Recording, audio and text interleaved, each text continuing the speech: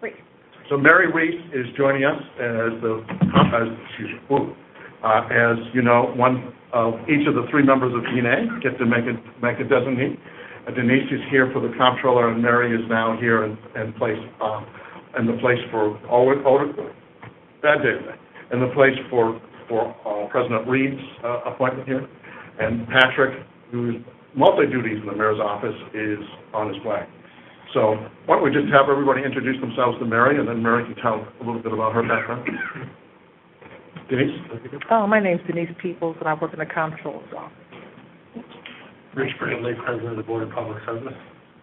Dave Vistainer, I used to be Public Utilities Director and Water Commissioner, but I'm retired. Tracy Owens, I live in Central Manhattan. Amitra Harris, and I live in Southwest Gardens now. She moved. Yeah, right. It took a second, sorry. Excellent. My name's Mary Reese. I'm new to President Reed's office, about 3 or 4 months, so still easing in, but we're here. So we normally meet on the first Wednesday of the month, and so this is a special occasion that we're meeting on a Monday and 2 at 4 o'clock, because we meet only at 5:30. Joining us will be Patrick Brown, who is the mayor's representative, and a little bit later will be Jeffrey. When Patrick arrives, we'll have a forum, and we'll proceed. The agenda tonight is straightforward. It's zoning. 2 of them relate to the same geography, and 1 of them relates to a text change. Both of these efforts were, all 3 of these efforts, 2 are related, were done with a number of people participating. So as we're just filling in, Roman, would you explain the team that was working on the zoning petition and the SUV? There were a number of people involved, including Emily Lucas from PBA, Dan Krasnoff, who don't see for stepping up, Mary Hartburton, the city zoning administrator, Becky Wright from the city councilor's office, and of course we met a few times with Bill Keeling, who is representing the property owner, Mark Rutkin, who is one of the property owners, and we also have 2 guests tonight who are part of the development team with this development package. I had a chance to meet Mr. Durkee out at the site.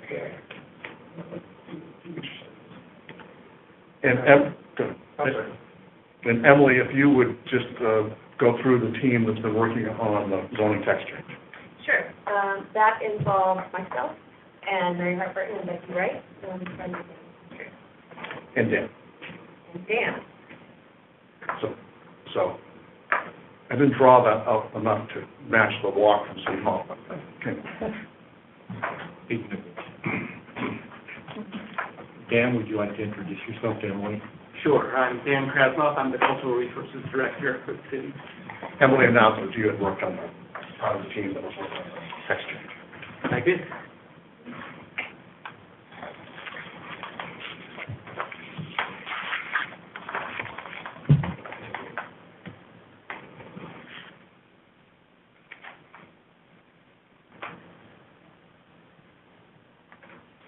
Did we have someone on the phone? No, it's our way of recording.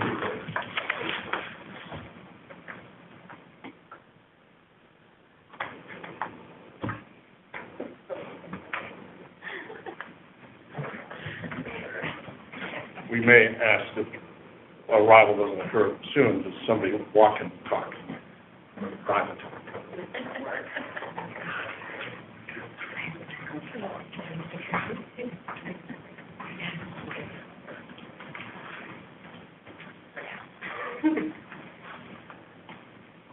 Mr. Chairman, Roland would do the first 2 items and Emily.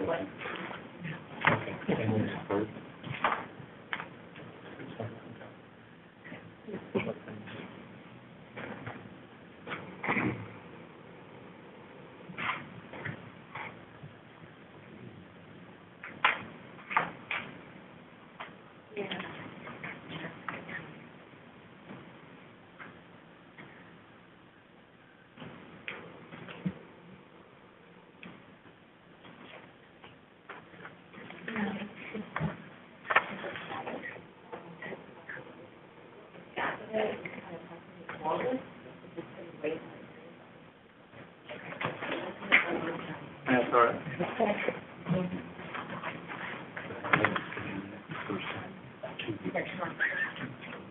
So, we're a multimodal commission in that Patrick has arrived on foot and makes us have a quorum.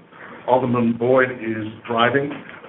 He lost the race, but he'll be here shortly. But, Mr. Chairman, you have a quorum. Okay. Welcome, everyone. Could you please call the roll? Alderman Boyd, Dead President. Commissioner Bradley. Here. Commissioner Brown. Present. Alderwoman Creason, not present. Commissioner Peoples. Present. Commissioner Reese. Here. Commissioner Boaz. Commissioner Harris. Present. Commissioner Strother. Not present. And Chair Vizentainer. Present. And you have a quorum. Okay, first on the agenda, let's deal with the minutes from the last meeting. Has anyone read it and want to make a motion? Is this new copy, reflecting the commissioner's absence? I think it's an old one, said a person appointed by this is the one we got today, right?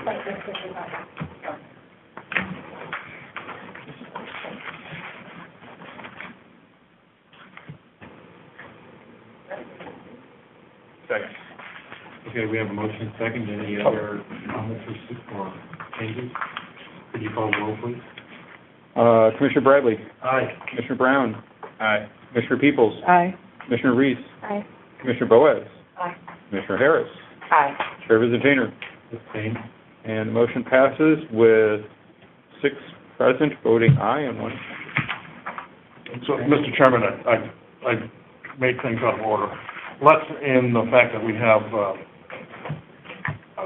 no guests that aren't city staff, item number 3, let's work on 4 and 5, the 2 together.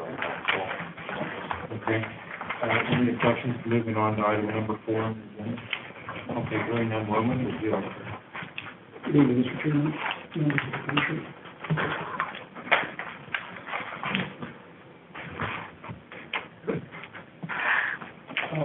This is a proposed rezoning of 2 parcels, 11050 and 1111-0-80 Riverview Drive, from the A single-family dwelling district to the H area commercial district.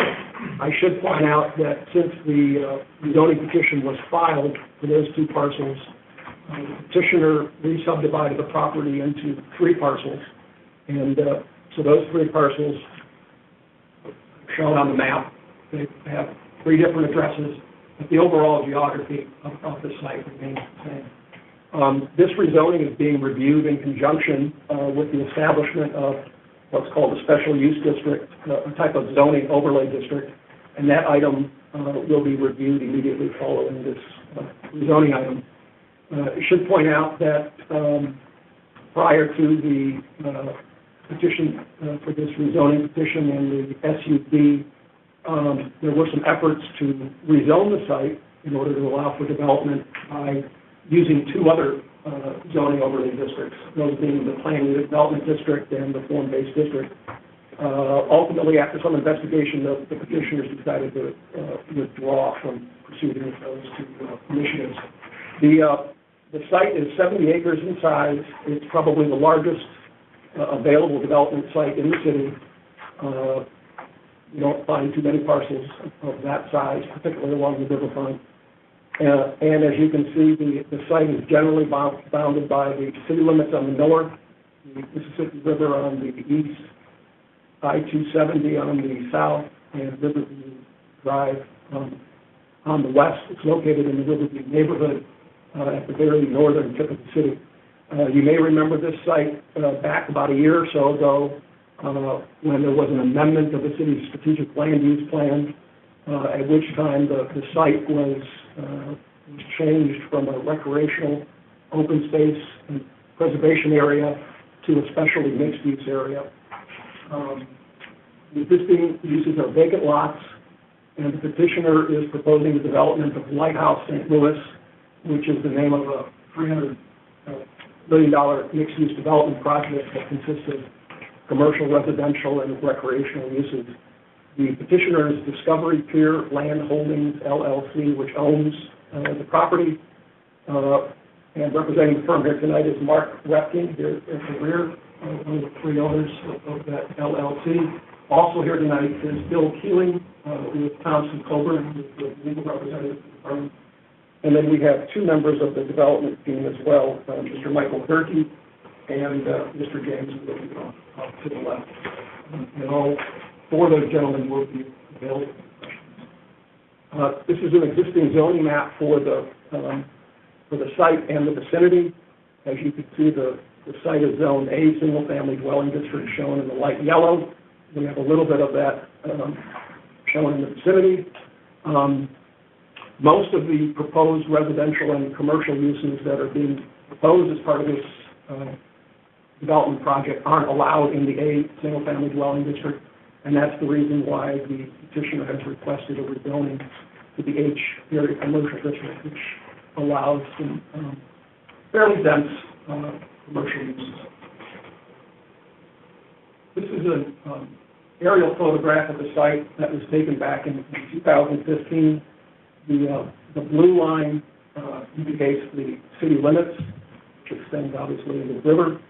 The red line indicates the parcels that make up the rezoning site, and the yellow lines indicate parcel boundary lines in the area. So just to give you a little bit of the lay of the land, just north of the rezoning site is a large parcel that's partly located in the city and partly located in the county. The city portion is just this sliver of land here. The great bulk of the rest of the parcel extends northward into unincorporated St. Louis County. It's owned by Massman Construction Company, which uses that property for the storage of materials, most of which occurs north of Watkins Creek, which basically starts at about this point, sort of meanders about before it finally empties into the Mississippi River right at about that point. On the east, obviously, is the Mississippi River. To the south is Interstate 270. Just to the south of 270 is a fair amount of property that's owned by Great Rivers Greenway. And also just to the south is the Chain of Rocks Bridge. On the west, we have, again, Riverview Drive, and I should point out this interchange here with 270 is a full interchange with exits and entrances in all directions. And then, so west of Riverview Drive, these large wooded parcels here within the city limits, again, are owned by Great Rivers Greenway. We also have a couple of single-family homes here. Coal Bank Road basically sort of peters out after a short distance. This large commercial site here is a combination Moto Mart gas station and Subway restaurant. Dunn Road, which is a fairly significant road in the county. And then right at about this point, including this parking lot, is the State of Missouri Welcome Center rest area. This land here is open. So that gives you a sense as to what's around the rezoning site. The site was last used as a golf course. Some of you may remember. The site was heavily inundated by major floods back in the 1990s. This is a photograph that was submitted by the petitioner, and I'm not sure exactly when that was taken, Mark. 2001. 2001. As you can see at that point, there's a lot of natural vegetation on the site, and along the shore you have lots of lighting poles, City of St. Louis lighting poles that were installed or dumped, I'm not sure exactly what the proper term is, to help with the erosion along the shore. This is a recent photo that was submitted by the petitioner.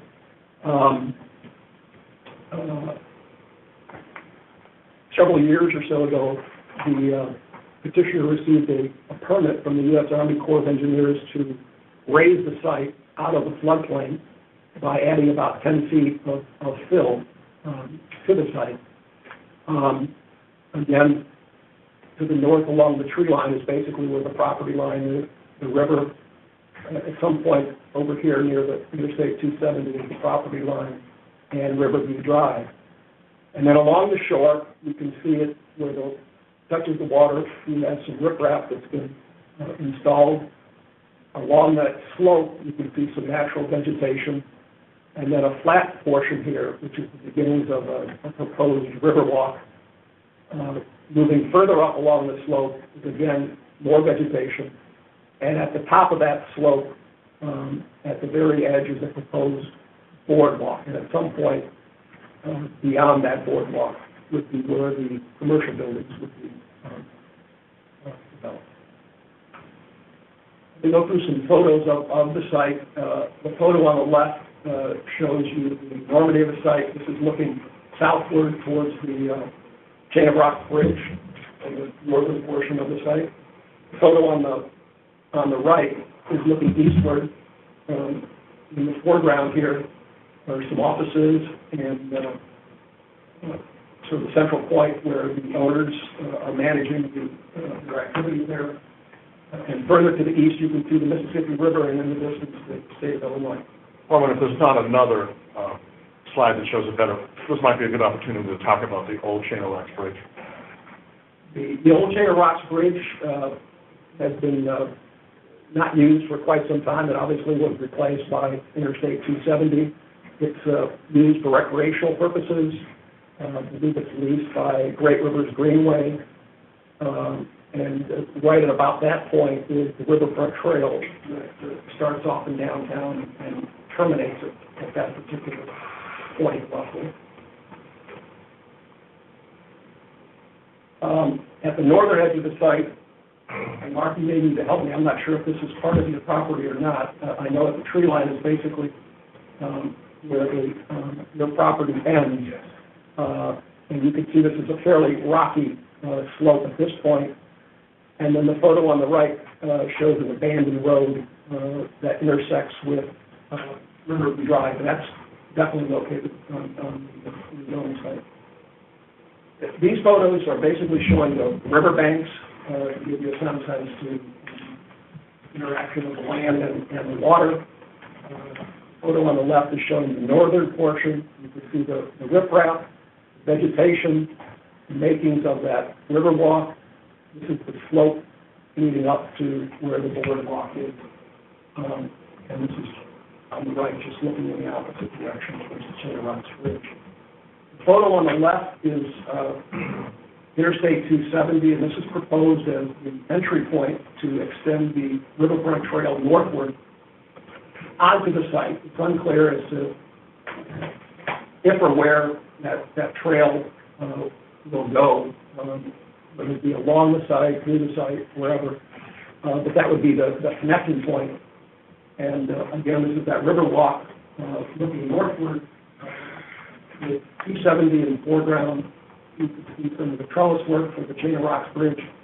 And then just to the north there, you can see the downtown skyline. In terms of adjacent properties, the photo on the left shows the Interstate 270 bridge. I understand from Mark that there will be some extensive improvements that need to be made to that bridge, which may or may not require replacing it. The photo on the right shows the Mississippi River. Obviously, it's quite wide. Should point out here that this portion of the river is not used by commercial barge traffic. The current tends to be slower. So in terms of being able to provide recreational use, this is an ideal site to provide for water-based activities of one sort or another. The photo on the left shows the Maston Construction property. You can see some cranes in the distance. And the photo on the right basically shows Riverview Drive right at the city limits where it goes to the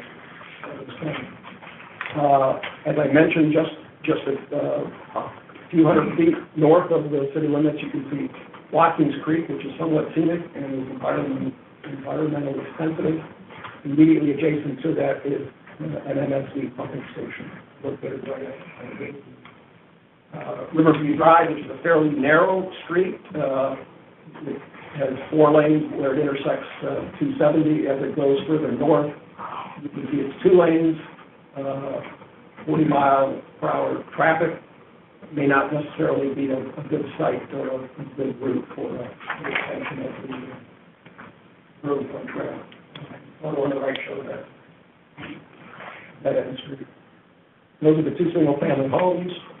On the left is the combination Moto Mart and Subway. On the right is the State of Missouri Welcome Center, which is located at the corner of basically at Dunn. It's the petitioner's desire to relocate that facility to their site, and apparently that's what the State of Missouri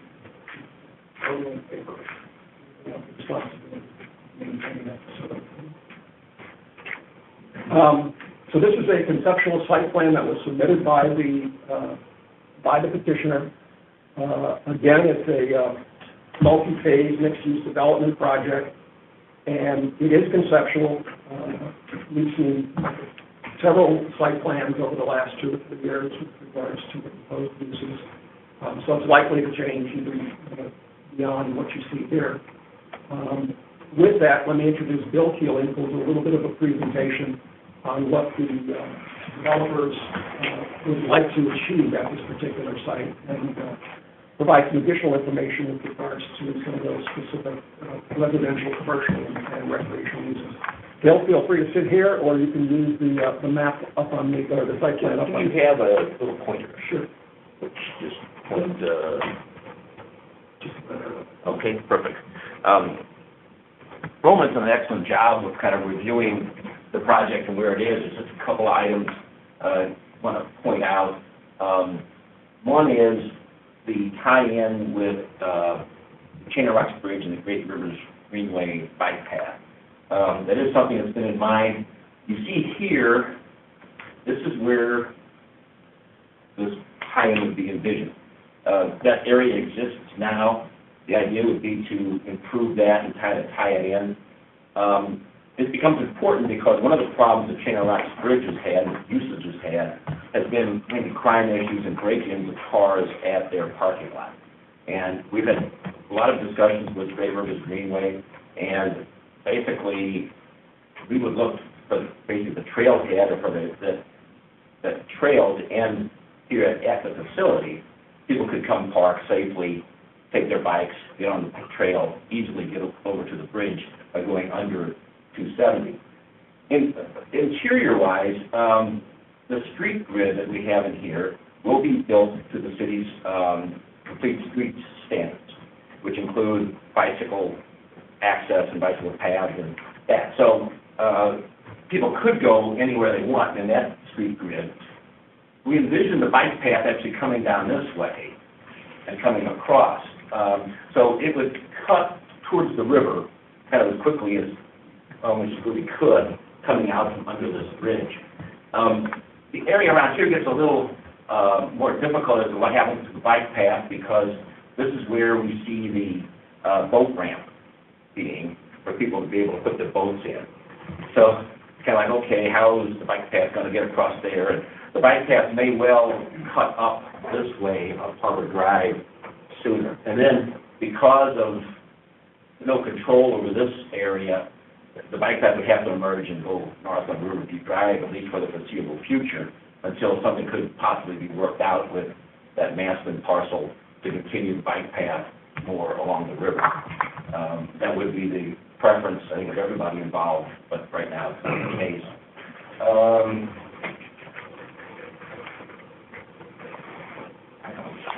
I do just want to stress, we are not asking for any rezoning relating to this portion up here.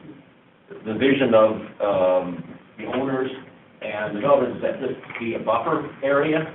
So besides the buffer area that's in here for Watkins Creek, we envision this to be a buffer. We'll talk about it a little more when we get to the special use district, that there's actually provision for an additional buffering that will occur there. You don't own that parcel? No, we don't own that parcel, but there have been discussions as to leasing that parcel as basically to create a additional buffer that would be in that area. So, and that may well come to pass in the not too distant future. Can I ask a quick question? Sure. What is the county requirement for electric? I'm not sure what the county requirement is for that buffer. I do not know. Certainly MSD is very concerned about Watkins Creek also. So, and you want to be sensitive to it. And for the total buffer, The buffer would be that parcel in there, that the massing parcel between the creek and their property line, with your property line is what, about 70 feet? I think it's, strip there's 110. Oh, 110, okay. Just that little strip that remains in the city. Right, That one right there, that's 110. It's 14 acres approximately to the creek. Oh, okay, so 110 Right. width-wise, Correct. that's the width. Yeah, things get out of scale, but I guess it's actually 110 feet. Yeah, 1 inch equals 100 feet, so 110 feet there, and there's a 25-foot setback under the city zoning, and then we'll discuss later, there's a buffer area in here too. So, and then there's even a larger stretch between the city-county line and Watkins Creek. So it's pretty extensive, actually, buffer in there. So while you're talking, and this is a good and crisp graphic to sort of put a couple things in addition on what you're talking about and using the point, is the wiggly line that would be the creek is not shown on the map, but it's to the left. And the next line in is the city-county border line.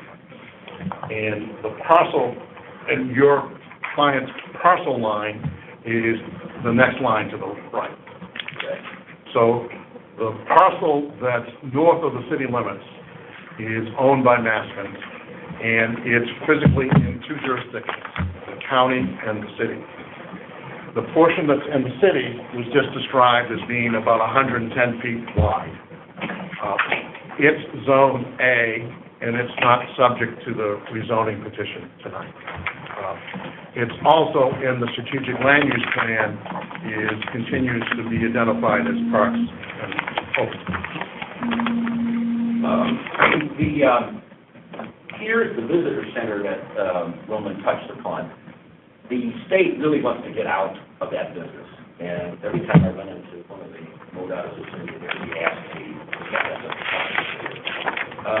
Again, there's crime issues related to their operation of kind of this isolated visitor center that's a little bit further to the west. So they're very excited about having this occur here. Also at this location, the owners envisioned that there would be bicycle rentals and kind of a bicycle center there where people could rent bikes and make use of the path heading south or across the Chain Rocks Bridge. They have had conversations with canoe and kayak operators also. The idea would be to have canoe and kayak operators here who can take people north and put in on the Missouri, come through the confluence, and then come back out again down here safely at the marina location. So we think this would serve as kind of a catalyst for more accessibility to the recreational facilities that are further to the north. And that's certainly the hope and the idea, particularly with the calmer water that's in front of the site and with no barges being in the area. We actually think this is the prime location for a marina in the city of St. Louis because of those attributes. That's pretty much it. Any questions? We can say we have the team here to answer them. We did forget one thing. People always ask, what's the total value of the project and so on and so forth.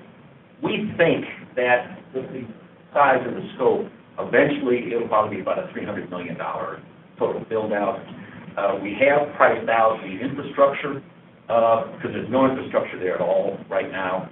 That's a little north of $18 million just for the infrastructure to be put in. The roundabout, your infrastructure or somebody else? Well, that'll be our infrastructure. And that's one of the issues that we're discussing with MoDOT is the extent, because they're going to be doing work along the 270 bridge, and that impacts on the design in here. So there's some question up in the air. What's the phasing timeline for all this? 'Cause I remember the first time we had this conversation, a lot more attention was being paid to the station, if you will. Right. Which I presume is the gas station. Yeah.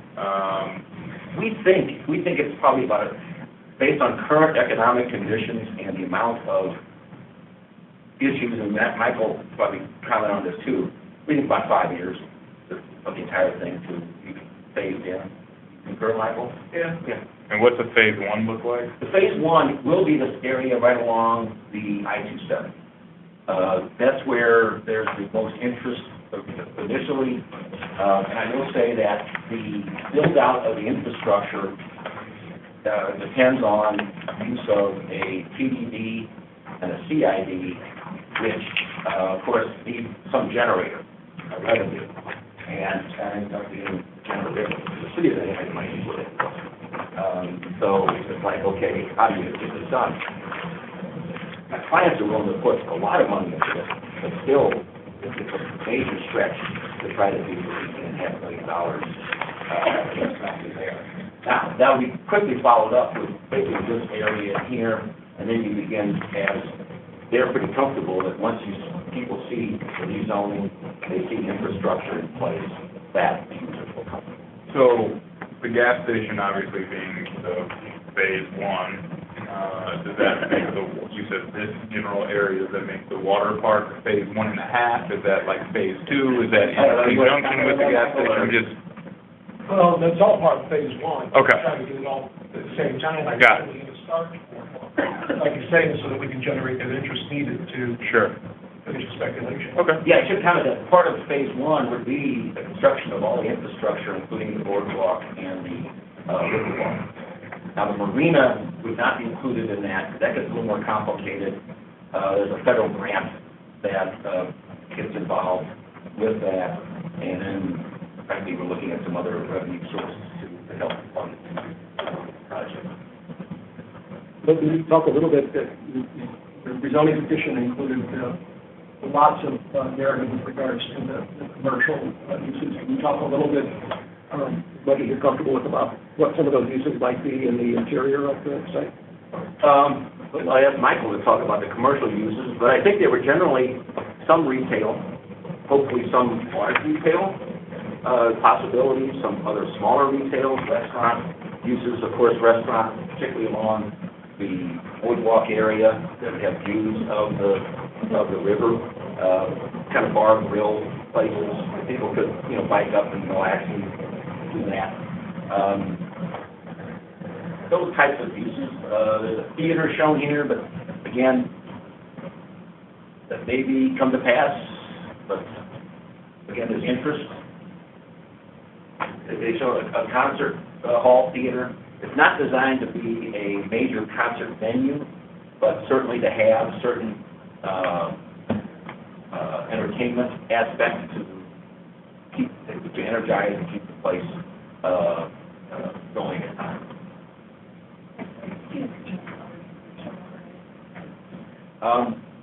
The stormwater management plan, MSD's position is basically, we want you to take your stormwater and go to the river. And that's what they have said. Now, we will have, Mark, you want to comment on basically this? I don't think that's exactly. Well, Mark, They said as long as we didn't put in their storm sewer system, they really didn't have a problem. They said we could pump it, which we're not going to do. We're going to run it through the ditching system. We would capture it on land and then pump it or pipe it to the ditches. They did not want it in the stormwater system. Or in Watkins Creek, that was the two things. Now, one of the things we're discussing is, looking at the next portion, is certain vegetation along certain of the areas that will reduce that stormwater and some of the stuff. But that's their position. Talk to us to who's all involved in the permitting of the marina. Mark, you want to? The main primary one is the Corps of Engineers. You've got Fish and Wildlife. You've got Coast Guard, DNR. I'm trying to think who else is party to and has to sign off on that process. But it's the Fish and Wildlife right now are the ones that we're dealing with primarily because there's a sandbar out there that is a habitat for fish, and when we put a breakwater in, what effect will that have on that?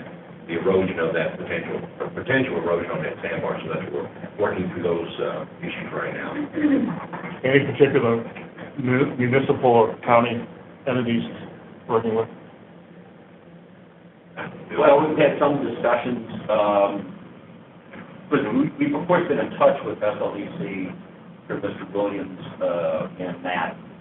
We're not really working that closely at this time. We have been in touch with the mayor's office also regarding, the potential of the marina and how that might operate.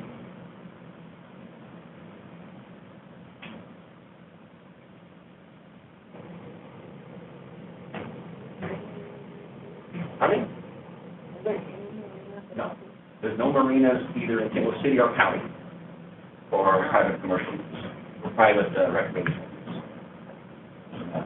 Mainly because of both the problems of the fast current, access to the river, and orange traffic that makes it very dangerous to operate and makes it very expensive to try to develop a marina. Yeah, I know I came late, but I remember last time we talked about this, there was some issue with the county-city border and a berm or something that was supposed to be. Did you talk about that already? Well, we talked a little bit that it won't be a berm.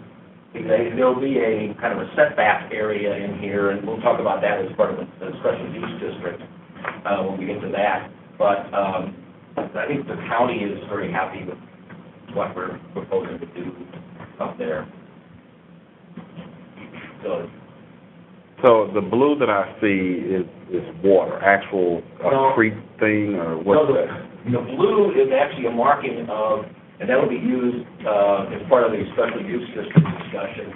But it marks is kind of a protected, especially protected area under the zoning code where certain items be specifically prohibited and certain items will be conditional uses in that zone.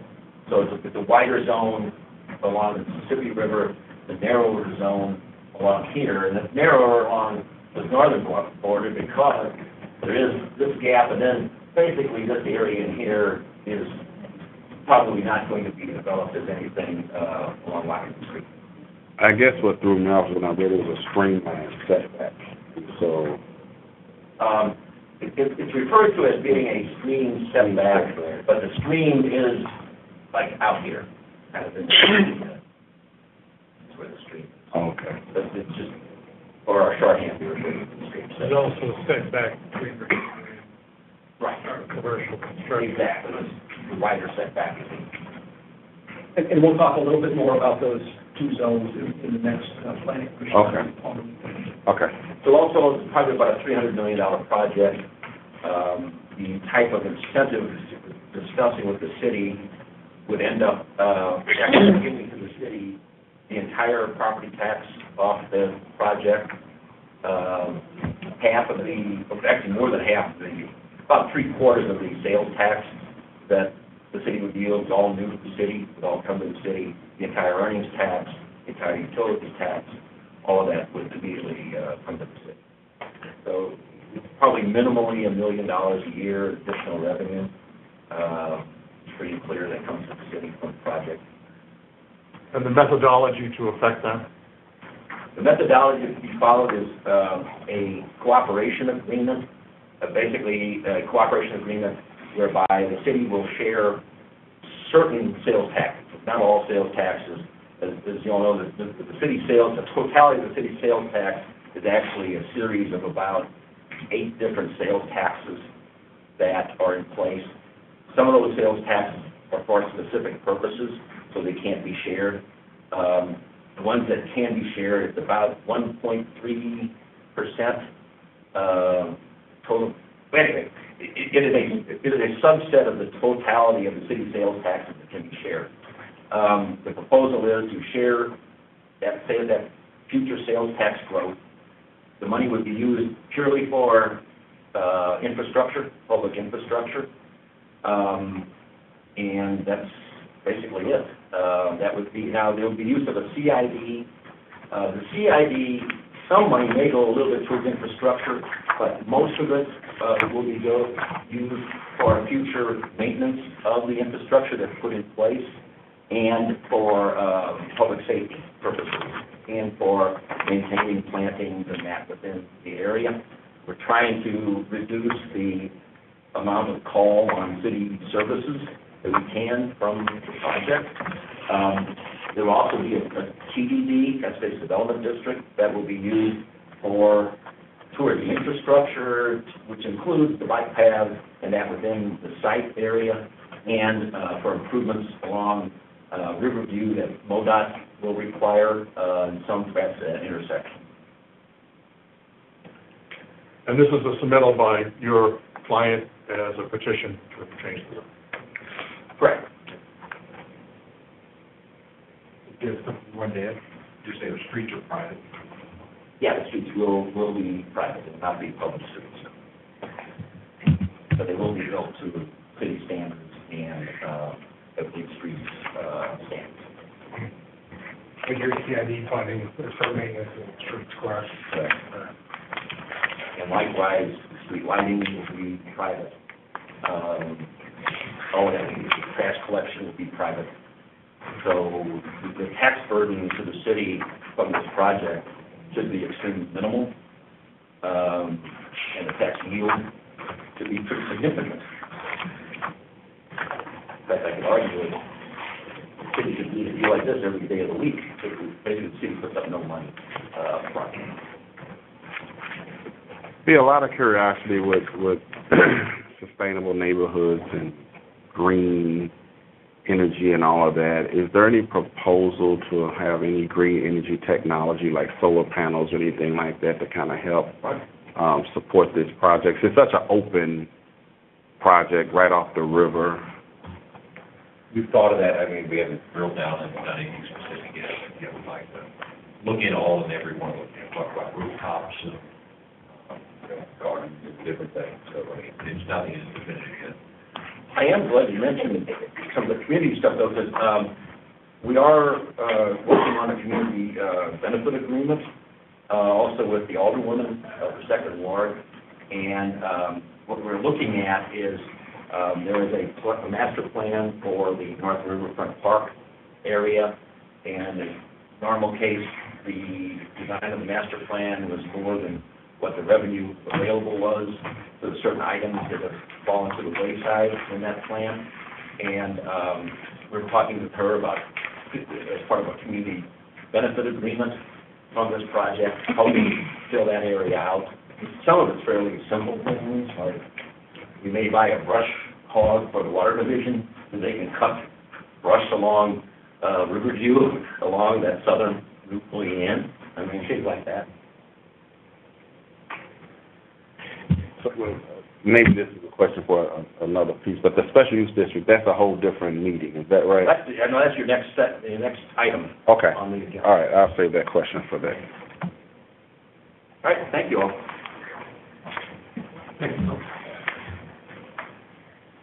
You want anything else on this? Yeah, just a couple of minor items, and we'll close. The map that you see on the screen is the city strategic land use plan, as I mentioned earlier at the outset. The zoning site was originally a recreational open space, the recreation area. You can see some of that is still in place along the parcel that's partly located in the city. Western end of Riverview, that parcel there is owned by MoDOT, and in the land to the south that's owned by Great Rivers Greenway. But the rezoning site a year or so ago had a strategic land use category amended from that same recreational open space category to specialty mixed use. So the proposed uses that are being proposed by the petitioner, namely recreational, commercial, and residential uses, certainly qualify as a mix of specialty mixed uses. And then finally, just in terms of comments, the rezoning of the parcels, supposed to singular there, would achieve three objectives according to the zoning administrator. It would provide for new and improved commercial and recreational opportunities in the immediate area, and for a site that is adjacent to an interstate with high traffic volume. I think there is 50,000 cars going across that I-270 bridge. Rezoning the property will also bring it into conformity with the zoning code. As mentioned, it's in conformity with the city strategic land use plan, and staff is recommending approval. I'd be happy to answer any questions. Again, we have Mark Repking, one of the owners of the property, Bill Keeling of Thompson Coburn, who spoke, and then we have two members of the development team who are tasked with the job of attracting the commercial and residential uses, Michael Durkee and James Wood. We're also So, Roman, why don't you, I asked Mr. Keeling a specific question, that this was initiated by petition, because that's important of us, and that the applicant is actually doing that within their property rights, asking us to do this. Have we explained it's H? Yes. Okay. And then second is, we've described in a couple places that this is in many ways a joint item, a companion item to the next item, which is for the same geography and is a special use district that would be an overlay on top of the zoning change. So I might suggest to the commission that you forego have discussion, but you might forego your full evaluation of the discussion, that you see the two pieces together. So are you suggesting we withhold voting or taking a motion, for example, on this one until we hear the other portion? Yeah, you just said what I said, but you said it in about 5 words, yeah. Are there any objections to with pursuing our item number 5 and hearing that before we make a decision on this? Do it. Let's go ahead and do it then. Roman, would you like to start on item number 5? Sure. So I'm going to try to keep this as keep it from being too repetitive. The particular agenda item is proposing the establishment of a special use district, or SUD, the acronym that we use. It's a zoning overlay district that would be initiated by the Planning Commission. This was done at the request of the petitioner, but it would actually be the Planning Commission that would be making the initiation to establish this particular zoning overlay district.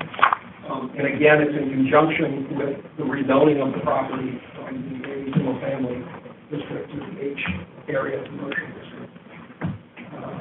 Again, the zoning is, or the zoning for the property is A single family.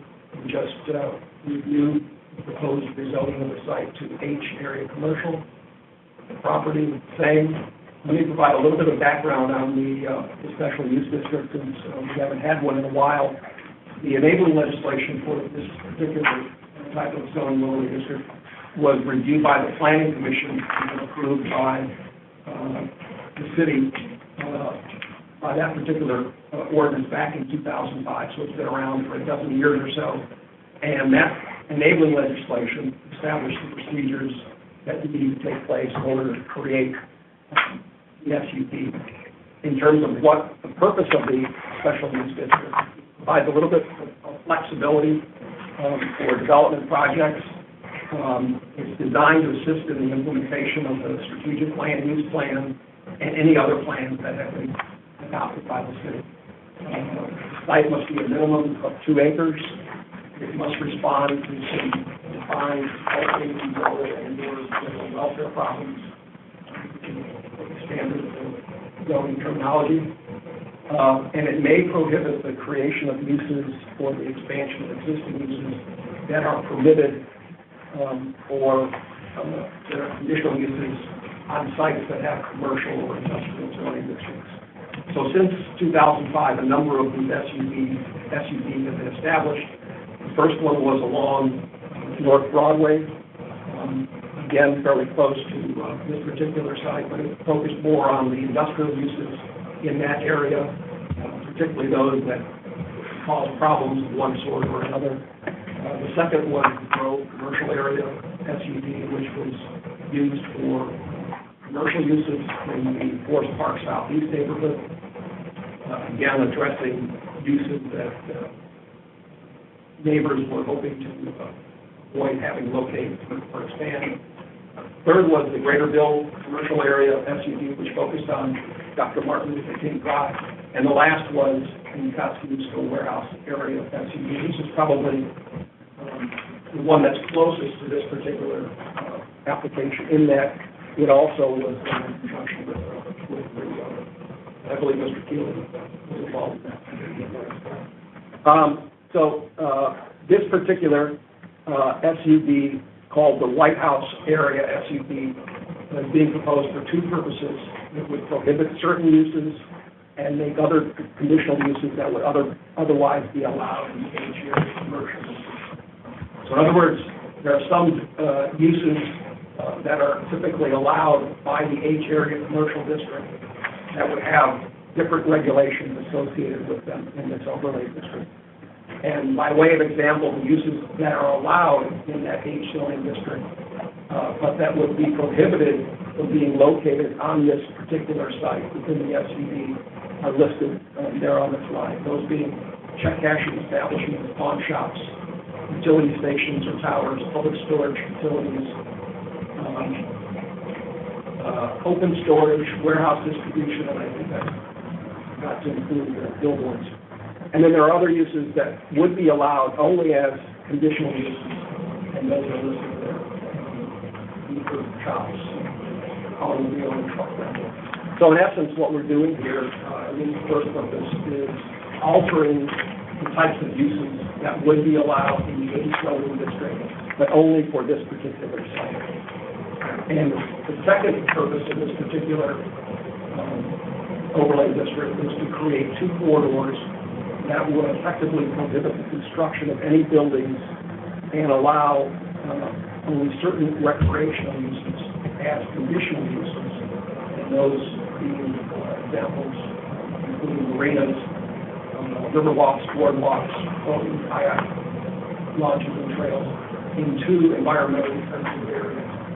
The first is a 100-foot wide area that would be set up along the Mississippi River, identified as stream setback zone number 1, came up 2 minutes or so ago. The second would be a 15-foot wide area that would go along the site's northern boundary. And that would be identified as stream setback zone number 2. And with that, let me turn it over to Emily Lucas, one of the team members that was involved in the formulation of this SUV, and she'll go into specifics as to what the regulations would be within those two.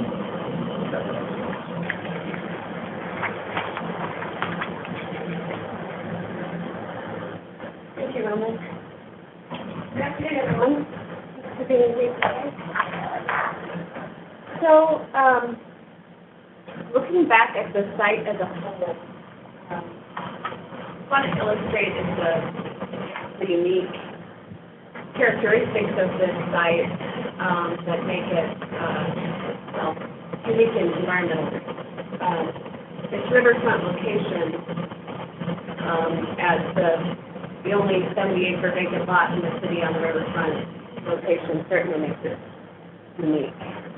It also sits on the only 11-mile stretch of the Mississippi River that doesn't have commercial barge traffic, the entire stretch of the river. And it's because of the hazard caused by passing cane problems. start to grow. It sits across the river over there. It's conservation land owned by Illinois Department of Natural Resources and Mozambique Island. And that land serves as the primary migratory flyway for 60% of American birds.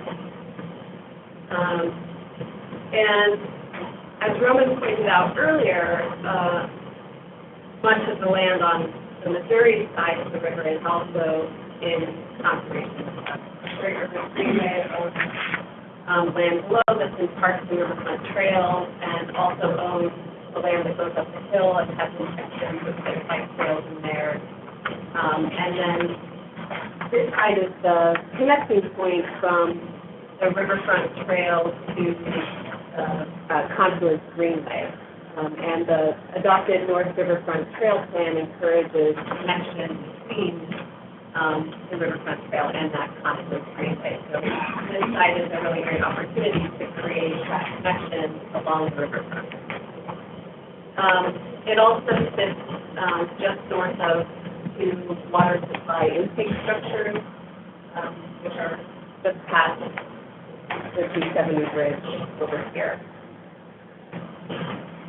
In terms of the environmental history of the site, it once was North Shore Golf Course, and it flooded in 1993 and in 1995. As Roman mentioned, it was amended from open space recreational areas to specialty mixed use, and then the 404 permit allowed the developers to fill, so that FEMA mapped it out of the floodplain. This area, the lower slope and this flat surface where the River Walk Trail is proposed, that is technically under floodplain. It's 424 feet and floodplain is 430. So that area will flood. And then, so looking at this context, we were really thinking, how can we make the most of what the developer envisions in terms of recreational access to the river and giving people a real direct experience of being on the river while protecting the environmental sensitivity of the site and the sort of precious nature in our city. And so, of course, we really want to preserve access to recreational along the river, connect the riverfront trails to the Confluence Greenway, but also looking at the site itself, really thinking about keeping that stream bank stabilized, protecting from erosion during the course of construction or afterwards, and then providing a climate-adaptive vegetation as part of the buffer zone in order to allow stormwater to filter through plants that will remove pollutants and sedimentation before it hits the water. So we'll walk through some individual photos of the site to illustrate that. So again, here's the site plan, and Roman mentioned the uses that are going along here, but I'll just refresh your memory here. So there's intention for a river walk to go at the first, right along that lower slope, and then a boardwalk on the upper slope. And then a marina with pleasure boat craft and potentially an excursion boat craft coming out of that marina space.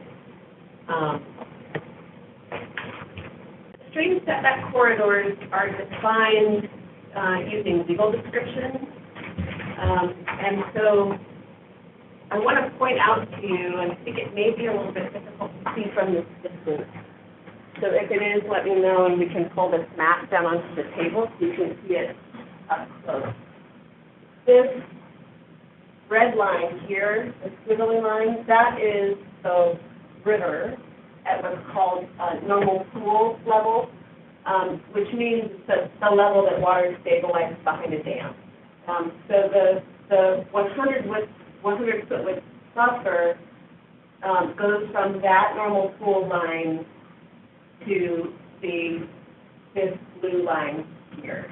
And that is defined by a legal description that is referenced from this point in the property. In the same way, this 15-foot buffer is also defined by a legal description. And there are two slopes in here that we're also looking at with the images that illustrate them.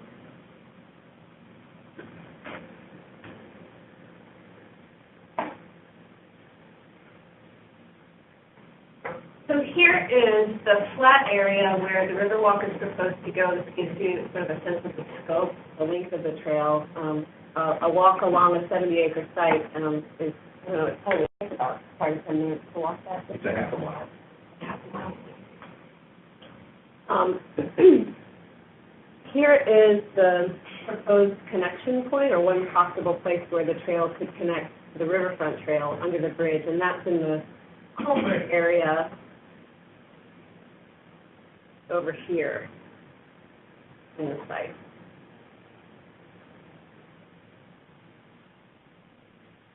And there you can see also how the riverfront relates, or the Riverwalk Trail relates to the bridge. This gives you a sense of the relationship to the river, as you mentioned, and also the slopes that are there. So the image on the left is standing at the very top of the upper slope, looking straight down to the water. It's difficult to perceive the distinctions here, but all of this is slope, and it's above 15%, maybe a 20-25% slope. And then this flat area here, and then there's another steep slope that goes down to the river, and that's where the riprap is now. And as you can see on the engineering survey on the right, at different points along the property, the slope changes. So when we were determining how exactly to define this 100-foot width buffer to protect water quality and recreational uses along the river, it was determined that the method I just described to you was the most effective way of doing so. Here's another picture of Watkins Creek. You can see it's still partially intact, but you can see already there's erosion along the stream corridor, so it's a precious resource. Okay, so into the specifics of what the special use district would do to define uses in those two buffer zones. It is structured originally to restrict development in both of those sites that would cause a lot of erosion or impact on water quality, or that would prevent recreation in those areas. And it does that by removing, you may want to refer to, if you want to look at the language, you may want to refer to the board bill that's included at the end of your resolution.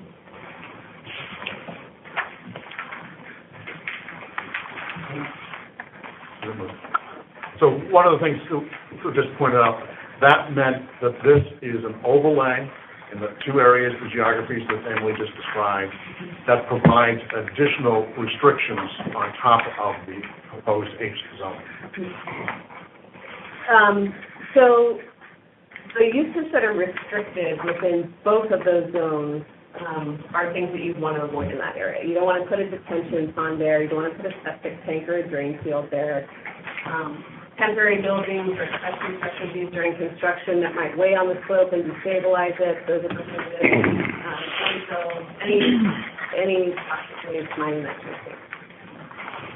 But then there are conditional use regulations that are defined for each of those zones that show the exceptions are very specific to recreational uses.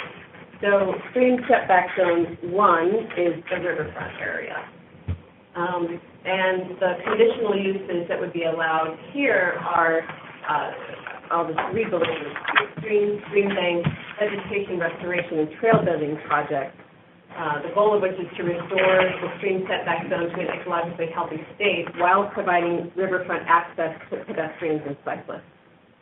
And trails would be constructed with a landscape buffer, putting a minimum of 4 feet of vegetative buffer on either side of any impervious surface so that you have an opportunity for storm water to run off and absorb into those green spaces.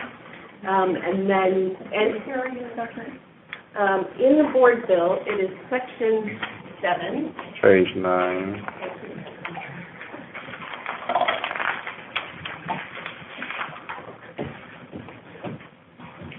Is everyone there? Yep. Okay. So section 7 is what defines the prohibited uses, and then moving into section 8, where we are right now, talking about the uses that would be allowed in that riverfront stream setback zone.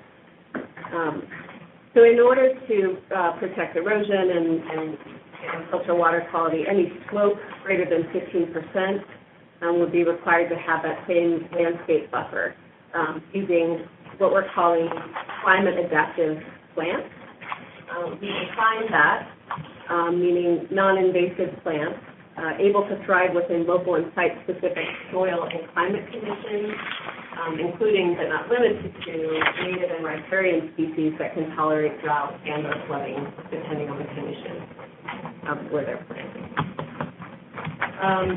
The second thing that would be allowed within that riverfront zone would be structures that can't be located anywhere except for there, that are part of a river recreation. So it allows the construction of this marina, the plumbing that would go down to the marina, the fuel lines that would be built into fuel boats that are using the marina. So it would cause some grading along that slope and reconstruction of that slope. And the marina itself is a conditional use. And the marina is also a conditional use. So it lists a bunch of different individual uses that are likely to go there. Marinas, docks, boardwalks, riverwalks, boat and kayak launches, trailheads, any accessory structure like a bench or signage beside the trail, those are all allowed in there. And then also wildlife and fisheries management activities would be allowed in that zone. In the 15-foot buffer on this side, intention behind this buffer was really to provide a place where we could be sure there would be a connection to that riverfront trail. So it's a 15-foot width. The same activities are restricted, and what is allowed as a conditional use in this zone are either trails and bike paths or a landscape buffer planted with the same climate adaptive plant. Anybody have questions about either of those setbacks? So why don't you just do, without reading the text, give a quick snapshot summary of the intent, particularly of the one along the river, and what's in and what's out in terms of I'm going to walk up here again. So what we really want to do is be able to protect access to recreation on the river, connect the riverfront trail down here. Hello.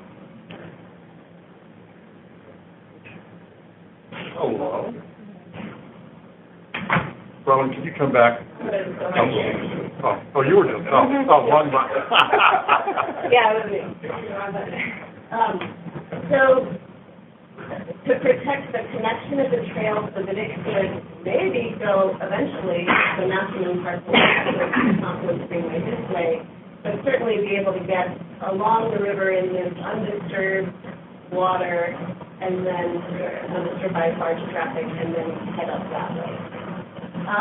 We also really want to be able to stabilize the stream bank, protect the integrity of the creek that is still intact here, and then as much as possible protect water quality, sedimentation from any runoff that would come off of the 70 acres of so as Mark mentioned, the stormwater from the primary special use district where all the commercial uses would be piped into the culvert here.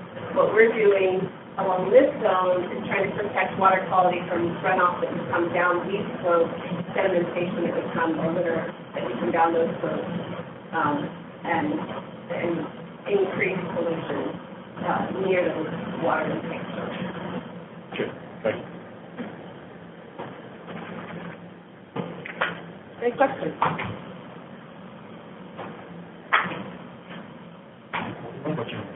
So how far is MSD sewer system from that land? The sewer system is in the, but what we will have to do is to pump everything to the lift for the pump station that shows right there at Washington Street. So none of our sewer will go will not go directly into the sewer, will go to their pump station. I'm sorry, can you give me a map of what's being said?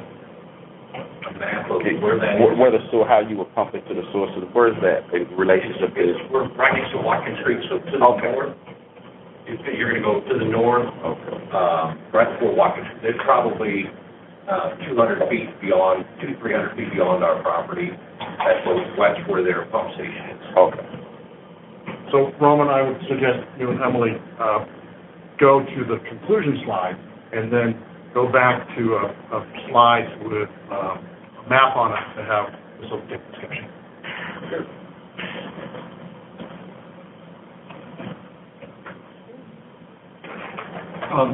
So in terms of comments, remember I mentioned to you that there were several criteria that were listed under the SUV enabling legislation.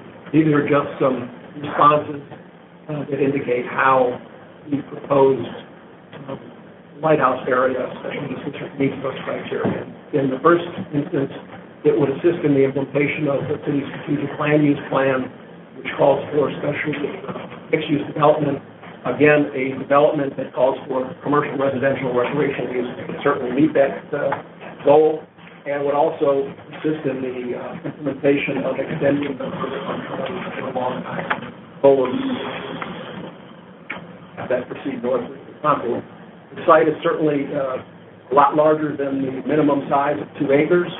The site is currently zoned A, which generally is not allowed at the time for a special use district, but keep in mind the proposed rezoning that we reviewed earlier calls for it to be rezoned to H. So in order for this SVD to be put in place, that rezoning would need to be approved by the Planning Commission and approved by ordinance.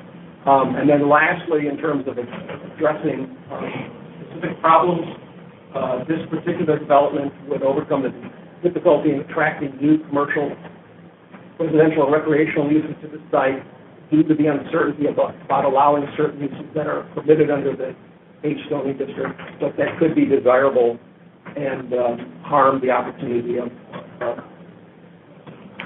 allowing the implementation of the proposed development project. So staff is recommending that the Planning Commission initiate this particular special use district, approve it, and lastly, Emily mentioned there's a draft board bill that was included in the attachment. Either resolution, that's the draft, and the approval of this resolution would allow the director of CDA to make slight modifications to that board bill prior to the introduction at the board level. With that, let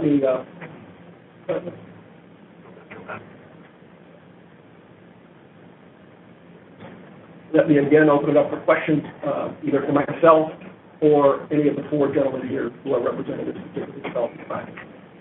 Are there any questions related to either of these 2 matters that we've got before us? On page 9 in the board bill, the language under A, is that existing language that is non-blue? Or is that proposed new language? Under A, Yeah. the older language? No. Stream bank vegetation restoration and trail building projects. The goal is to restore the stream setback zone to an ecologically healthy state. That's existing language? But that's not what's in our current language. I'm not sure I understand. Well, I think my concern is that this is the largest river system in North America. And the notion that this size of the setback is appropriate is ridiculous. And there's the idea that what we're proposing here in any way restores that to an ecologically healthy condition is patently false. Maybe we are mitigating the negative effects of floodplain development, but not completely mitigating those effects. So I just am completely objecting to this language and the idea that somehow this is a good idea. So I think part of that is about the word restore. In that, Ecological function, yeah. in that the site was low-line site, got a 404 permit, wetland mitigation. It has fill on it. The natural aspects of what are there have been altered over time. So I think what the intent was from those statements was not to restore it back to some condition that it was before man disturbed it, but to use the best we could in the zoning tool for those activities of planting the native, and what was the word you used, Emily? Climate adapted. Vegetation. Area. This is putting lipstick on things. I can't fathom how that's going to be in a major flood event. So they also have to comply with other permitting activities. I fully That's what we understand the do in permitting zoning. and what is it. But I just don't want the city to be complicit in writing language that is implying that something is occurring when it is not. So let's use language that is accurate for what is really happening. Okay, do you have some guidance for us to use or research this language? I think that we could say that we're attempting to mitigate the negative effects of floodplain development. So the problem statement, So,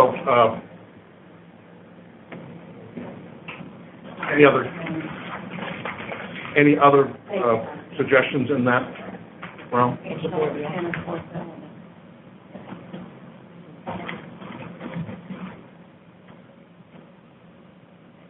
You know that I would not be supportive of change from the start, and I know that we have a private property owner who has obtained a permit to sell the property. It's just a tragedy to me that there's such an opportunity for something unique here, and that could be, I think, a real asset to the property owner and to the region.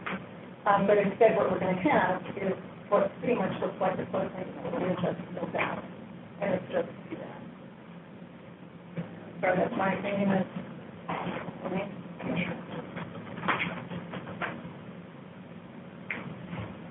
Any other comments or discussion? While we're on that subject, can someone explain to me what rip-wrap You is? speak up. Rip-wrap. What is rip-wrap? Not to be confused with rip-rap, I'm guessing. Rip. It's a new style of music. Big rocks. Yeah. That's big rocks along the waterfront. Can you go back to the full? If you're really rock. There we go. This is river. Okay. And it does what? it's one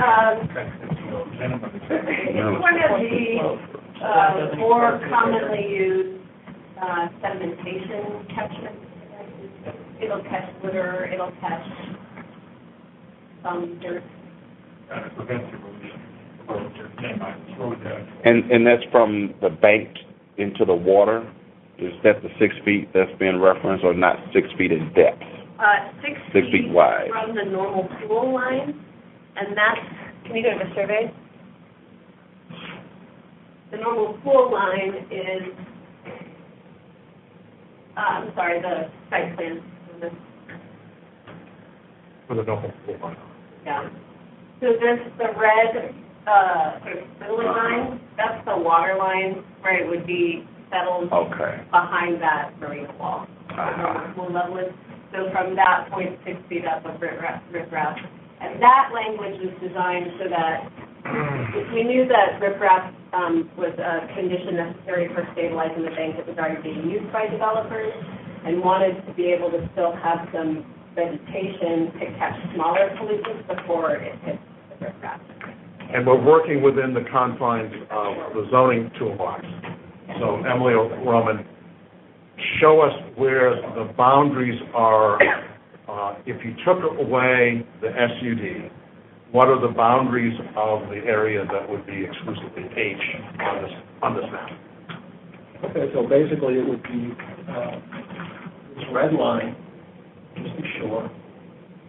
You've got the property line here on the south, following through the drive, and then just beyond that blue line, black line there, leading up back with the red line.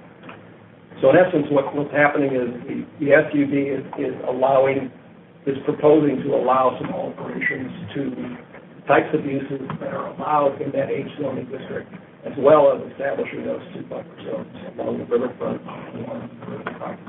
And the word alteration you're using means that with the SUD, there are more restrictions placed on the land uses in that area than if it was just simply put to, right.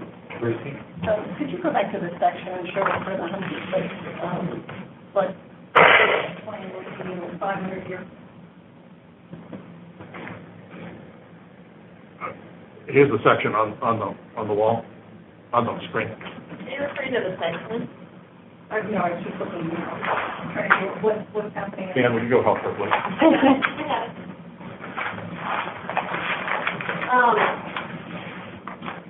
So 430 feet is where the elevation comes out of floodplain elevation. And in all of these different sections of the site, this slope, the first slope that comes from the water level up to the place where the river walk would go, all of that is still in floodplain. It will flood. And that's what year? 100-year flood. 500 years? Well, in terms of the map, it's all out. So it's what, Once it reaches up here, it goes above 430. I just might interject a couple things from my knowledge of the site up there that might help clarify things. Normal pool elevation, that's based on the chain of rocks rapids you see there, south of the old chain of rocks bridge. That's actually a low water dam that maintains that pool. The pool is used for navigation on the other side of Mozambique Island in Illinois. So the canal goes over there. That's why the barge traffic does not go through this section. And so there's a little low water dam at rapids, and that maintains the pool that also feeds water through that. So a barge basically wouldn't be able to travel over there without being stuck. I have, in about 1980s, I saw a couple of barges do it during flood periods until one of them got hung up and crashed, and it cost them a major amount of money to get it off that low water dam. It didn't quite clear it. In flood stages, they can run it, but they can't legally do that. Is there something out there to tell you where that pool is so that boats and barges kind of know where not to navigate? Well, they can't go upstream because physically Okay. they just wouldn't be able to. Going downstream, way up where the canal starts, I don't know what they've got, but it's pretty obvious that they've got it that way. So if we could use these sections for just a minute, Ellie, if you could go back to be ready. So the property line is obviously within the floodplain. The zoning of the H goes to that property line. The zoning regulates what uses could go there. The city's building code regulates what you could do as various engineering mitigations to put uses there, which are kind of broad and to some degree rampant. So the overlay takes away the ability to put a number of uses in any fashion, with a zoning approval or with the building code. Okay, can I ask some, I'm going to ask some process questions. Can we go back to the site plan? And For you to have it in front of you on the table? No? just right there is fine. Some of my process questions is when the board bill draft was prepared, all the prohibitions, was that based on community input or was that based on a city template? the prohibitions under in the buffer district. Mm-hmm. We looked at a model stream setback ordinance that is used as a model for cities that are doing that municipality-wide. And so we adapted that language to fit one site. And then we also added language that was specifically around this site. There was no engagement other than We got, the alderwoman actually was engaged in the preparation of that, and she provided input as to both the prohibited uses and the conditional uses. Right, because I saw her letter in here, and it referenced that, but I was just kind of curious, was that the alderman's wishes, or was that a community engagement process, and the alderwoman, I mean, it's her ward, but I'm just curious. The alderwoman works pretty closely with the main neighborhood group up there, which is the Chain of Rocks Community Association, Corca. And she's pretty familiar with their supportive of and not supportive of.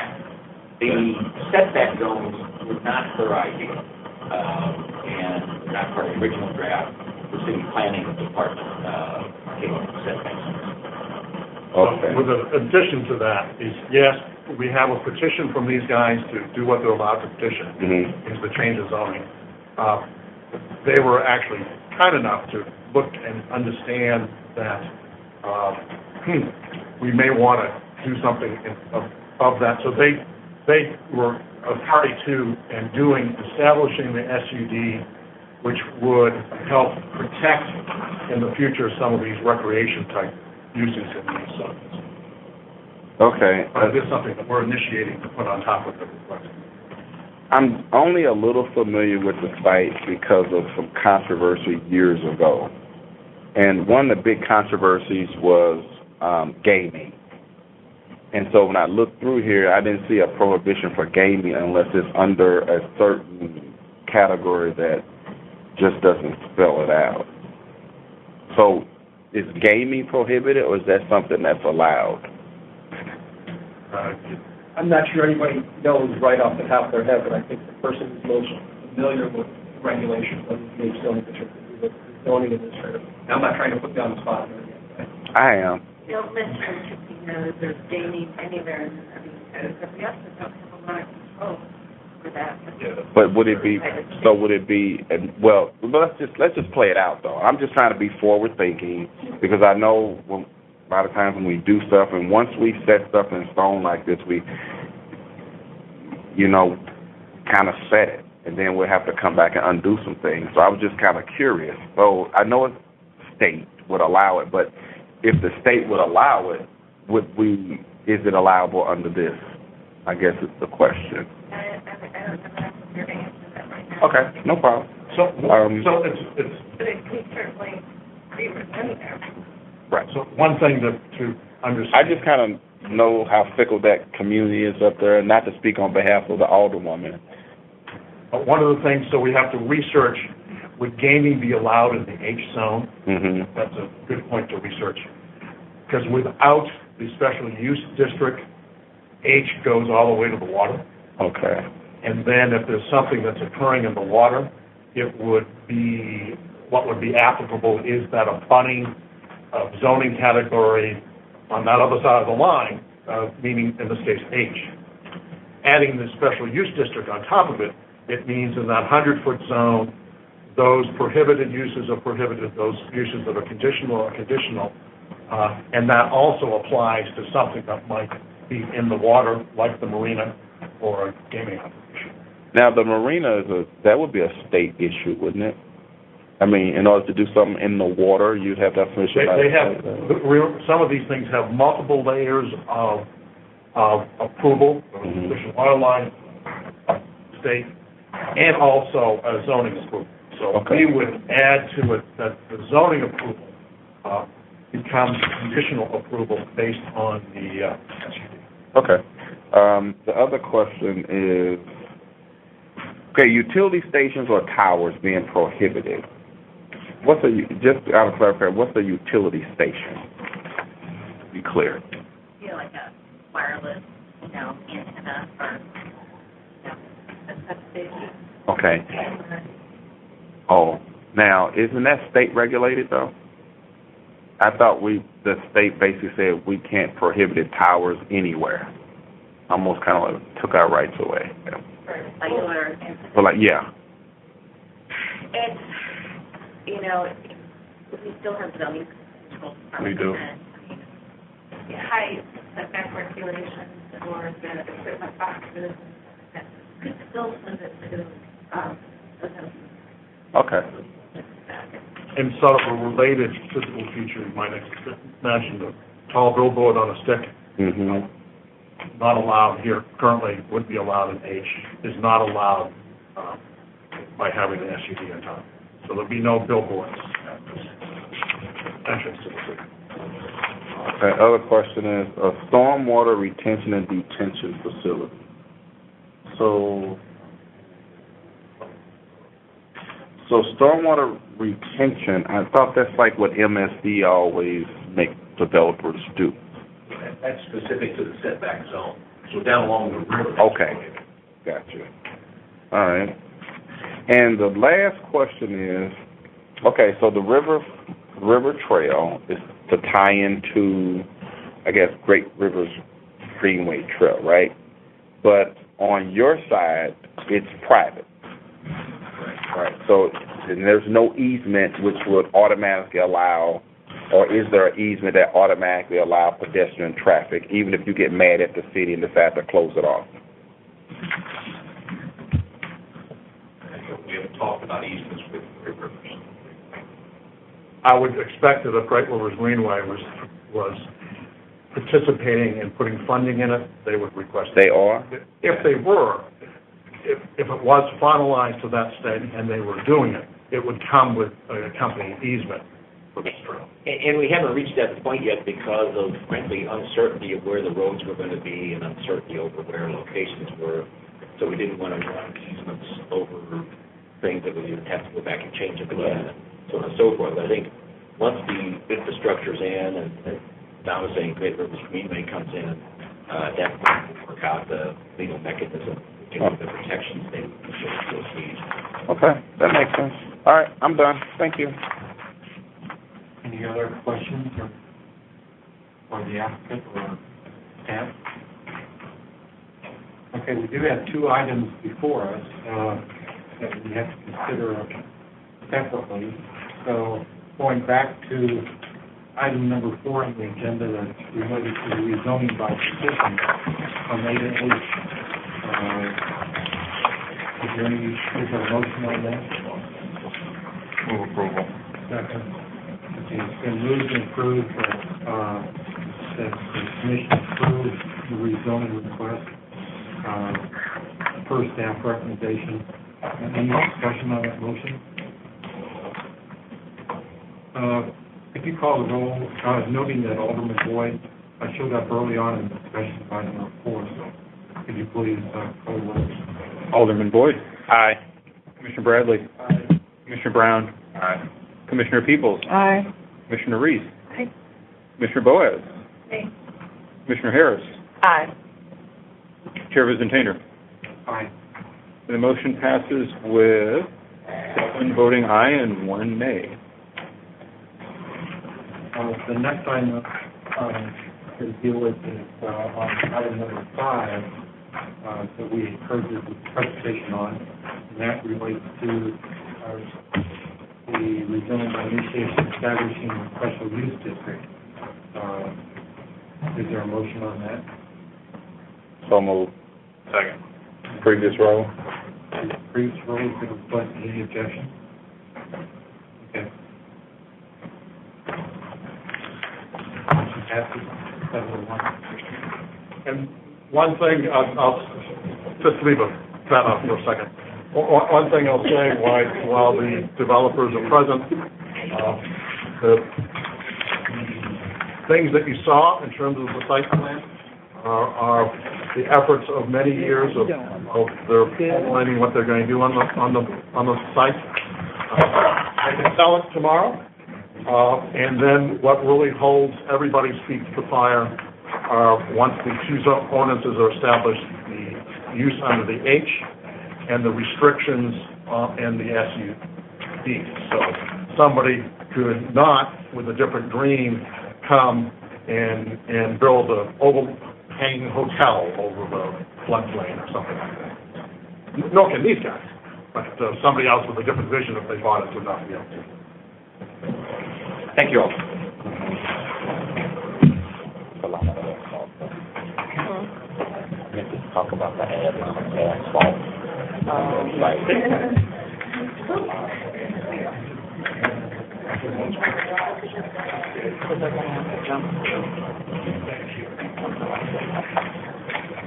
I didn't really know if power or Emily, are you ready for item number 3 on our agenda, going back to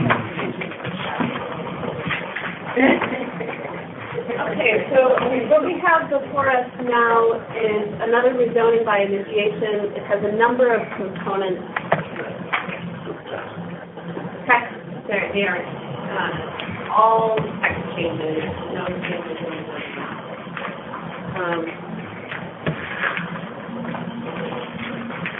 So this slide shows you all the changes that are accomplished within it. First, there are proposed changes for conditional use regulation of garages and an associated change in the area exception regulations for garages within a single-family dwelling district. Also in a single-family dwelling district are proposed language changes to make churches a use by right rather than a conditional use. And then adding a cross-reference that was missing for additional bed and breakfast legislation. Also, within the proposed board bill is a change in H single-family dwelling district. It changes the area of permitted uses for a commercial structure within 1,500 feet of a highway ramp or right-of-way. So it's a catch-all for a couple of things. Yes, so it's sort of catch-all.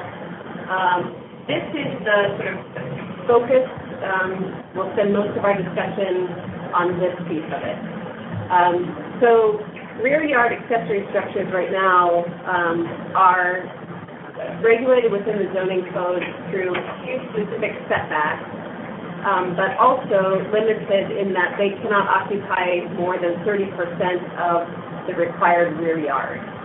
And in the area setback, or the area regulations, area exceptions, there's also a current 30% limit, and the proposed change would remove the 30% limit. In the last couple of years, there have been 18 building permits that have gone before the Board of Adjustment for appeal. 5 of those were in A single-family dwelling districts, another 7 were in B districts.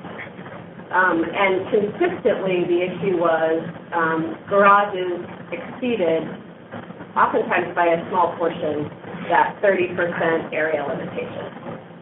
So the adjustment requested this amendment by initiation so that we could make a citywide zoning change that would allow for a more realistic setback dimensions to regulate garages. Okay.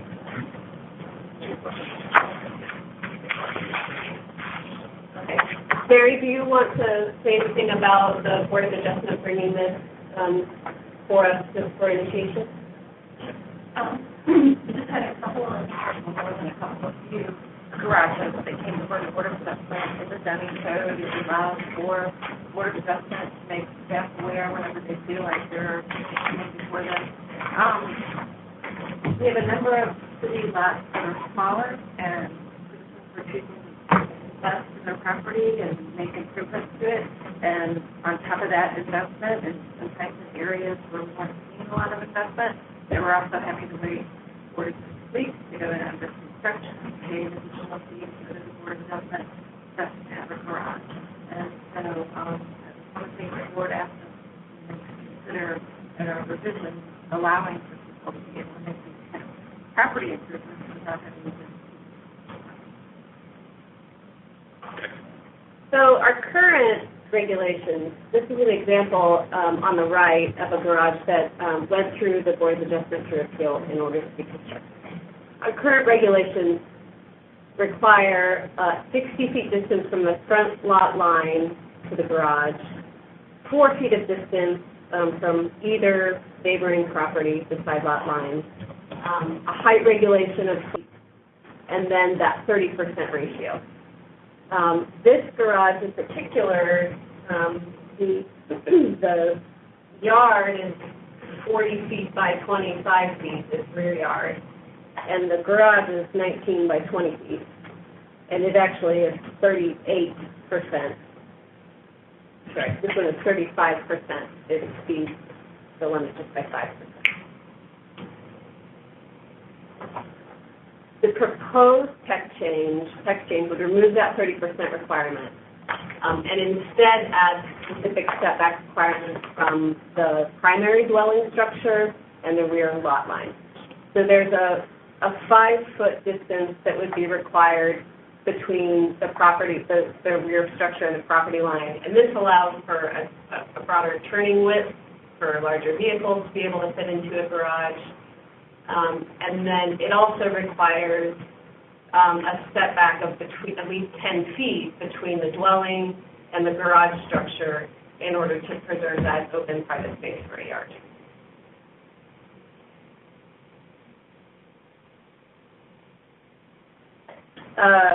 So let's stop there. Are there any questions about this one? Sure. I've seen plenty of times where the garages are attached to the back of the house. And so you have all this concrete coming from the alley all the way up. So there's no 15% buffer because it's attached to the house. So how do we accommodate for that and allow for that? Sorry. Oh, it's okay. This is only for accessory structures, which by their nature are detached. Okay. So it doesn't regulate attached garages in any way. Okay. Yeah. And out of curiosity, this may be off the beaten path, but there are times when you have to get the owner's approval next door to build something or have a... Tell me what's that about? They're called property maintenance agreements. Okay. It has more to do with the building code than it does the zoning code. The zoning code mirrors the building code. You can't build closer than 4 foot to the property line without having some sort of a firewall in the building code. So what the zoning code says is if you build closer than that to your property line, in addition to getting your approval for the building permit, you also have to get a property maintenance agreement from your next door neighbor. If you can't get that, then your venue is to come to the Board of Adjustment and try to get married. Okay. And then that has to do with maintenance. If you understand that later on you want to maintain your garage, but it's very hard to do that on your neighbor's property if you don't get along with your neighbor or they won't give you access to it or something. Right. And having that 4 foot at least allows to put the scaffolding up and On your own property. right, exactly. Yeah, because even homes today, I've heard of people having issues. They can't get the tuck point because they get on with their neighbors. So what do we do? Are they just out of luck when they can't put a scaffolding on their neighbor's property? They can come to the Board of Adjustment and plead their case for it. And then you would tell the property owner that they have to let them put scaffolding up on their property? That's not really what comes before the variance. Not I mean, something that's No. building code related. Jeffrey's thinking about a building that's already been built. Yeah, I mean, because... Bill, what do you do when there's a dispute that occurs? And that's a private dispute. Oh, so that's a legal issue, civil? That's an issue, that's what it's civil matter. I would hope that they have some kind of agreement in place that allows the buildings to be so close together to begin with. I mean, they're like 100 years old, though. Well, so then therein arises the problem that we're now trying to prevent with maintenance agreements. Gotcha, okay. Or otherwise you hang from your ankles from the roof. Right. Okay. Any other questions about this one? Okay. Moving on. This proposed text change takes care of something that could happen long ago. It simply translates the Missouri Supreme Court law into our zoning code. Our zoning code, which originated from 1947, originally named churches as a conditional use within a district. And in 1959, the Missouri Supreme Court considered a case between a church in the city of Creve Coeur ensuring that they could not have zoning authority prohibiting churches in residential districts. And that Supreme Court ruling, of course, it translates to us. Later down the road, recently, since the zoning code was not changed between that time, there was a settlement agreement between the city of St. Louis through a circuit court case and another church, agreeing that there would be no zoning restrictions for churches in residential zones as long as they comply with our regulations for housing, or parking, those kinds of things. So this proposed text amendment simply updates our zoning code to reflect that Supreme Court ruling. I know in South St. Louis they have a lot of those issues. I'm being facetious. Yeah. Just checking. Any questions on this one? Okay, moving on. So this is the cross-reference. Bed and breakfast homestays are regulated as conditional uses within the A district, but they're also regulated under our licensing code. So this adds a cross-reference so that people are directly linked to that additional regulation when they're looking at this one. Currently, there's just like a little space, like a little line for a place saver. You know, like place saver, somebody had a little line there that was supposed to be filled in and it didn't get filled in. So every time we look at the code, we're like, what is that supposed to mean? And so some research was done to fix it. Thankfully, we have a really thorough city councilor on our team. Okay, and this is the final one. This is within H area commercial districts. It would apply to the site that we just discussed. In 2007, this planning commission approved a zoning text change that would allow commercial structures in excess of 7,000 square feet to be constructed within 1,500 feet of a highway or a right-of-way. In an H area commercial district, if you're further away than 1,500 feet, you may not exceed a square foot area of 7,000 square feet. But if you happen to be near a right-of-way, the Planning Commission approved that such structures could be built or expanded upon. The rationale for doing so is there primarily to provide a distinction between G, local commercial districts, and H, so that we are actually showing a hierarchy between those two. And the language was changed, as is written in the italics up here, to say that the area of any permitted use may exceed 7,000 square feet. However, somehow there was an error in scribing that over to the board bill, and so the language did not get changed in our legislation. The language that was approved by the Board of Aldermen did not actually translate that may exceed. So this would complete that process and actually change it. And clean it up. And clean it up, yeah. Can I go back real quick and ask a trivia question? So this new B&B stuff where people are renting out their homes, a single room, are we doing anything with that at all? I think it might be Is that going to be a zoning issue? that might be involved, and maybe the license collector's office, and I don't know how regularly it's done. Will we have to do something with our zoning code to allow for that in the future, or where are we going? That's an industry that's catching fire and really taking off, a billion-dollar industry. Out of curiosity. I'm not going to take up all your time. Makers come to us about it, we can start looking into it. Okay. Yeah. But will it be a zoning issue, or is it? Currently, it is not a zoning issue, and until that policymaker comes to us, I don't know it'll be a zoning issue. I mean, across the country, though, Mary? Some places What are you it seeing? is zoning, some places not. New York City is illegal. It's allowed. New York City, you say? Legal or illegal? Illegal. Okay. Yeah. I think Uber's illegal in the city, too. Okay. So any questions about the change that we've seen us presenting?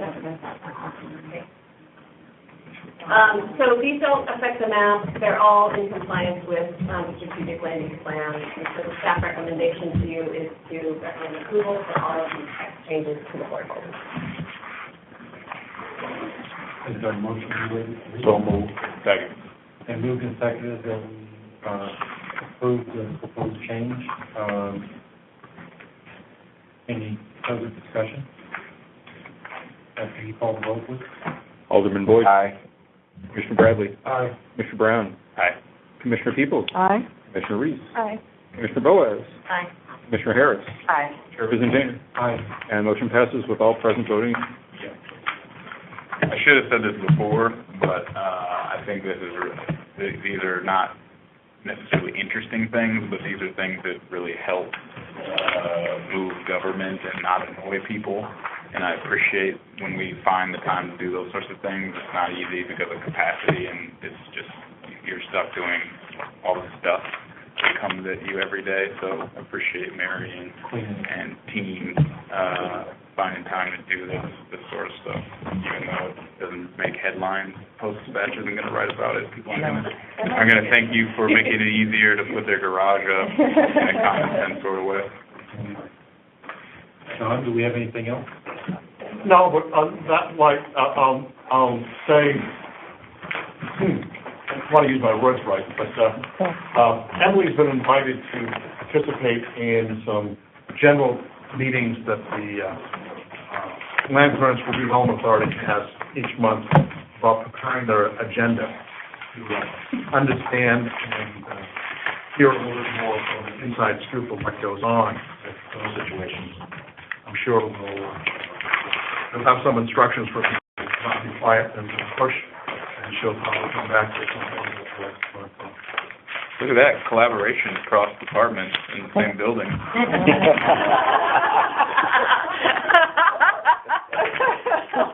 Also harder to do than you might have imagined. Wow. If there is nothing else, is there a motion to adjourn? Second. Motion